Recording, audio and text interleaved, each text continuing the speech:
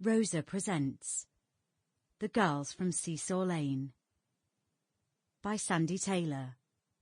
Narrated by Rebecca Courtney. Prologue, Brighton, 1965. You watch your feet as they walk along the hospital corridor, your heels clicking on the floor. Behind you, outside the heavy swing doors, is a sunny July day, and Brighton is in full swing. It is bright and breezy, full of holiday makers and people enjoying the sunshine. Children are playing on the beach. Adults are sitting on deck chairs, reading newspapers and eating ice cream, having a laugh.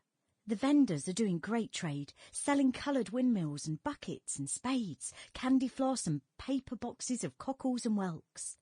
Music sings out of the record shops and the cafes and the fairground at the end of the pier, and the dry, sharp sugar smell of candy floss mingles with the salt air of the sea and the pinching aroma of hot chip fat.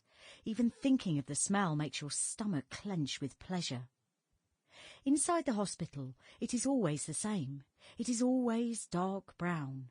It smells of disinfectant, floor polish, and of dying flowers and tears.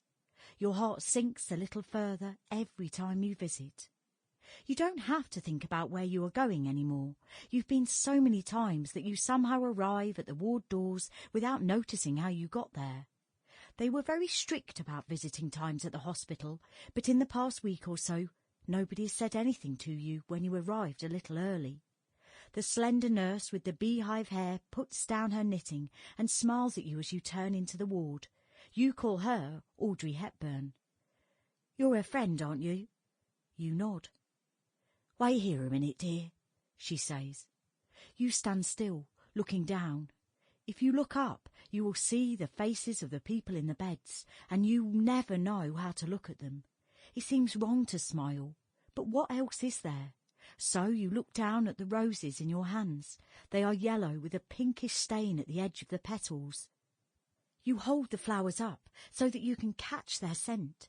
It is sweet and warm, and it reminds you of home and of your mum and dad. And you stay like that, holding the flowers up to your chest until the nurse returns. She puts her hand on your arm. She's not had a good day, the nurse says gently. She's very tired. Do you understand? You nod. The nurse smiles at you. She leans forward and brushes the hair out of your eyes. You're being very brave, she says. She's lucky to have a friend like you. Sample complete. Ready to continue?